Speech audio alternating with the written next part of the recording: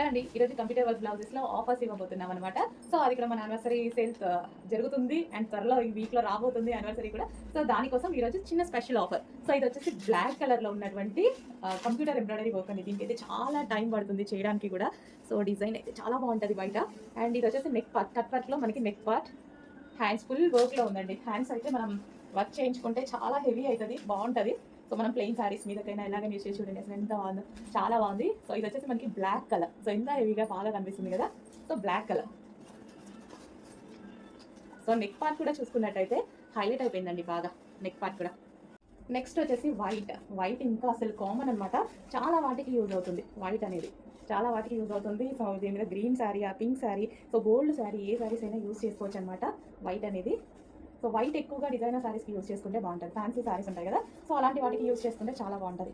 So, white hands అయితే చాలా హెవీగా బాగా కనిపిస్తున్నాయన్నమాట. వైట్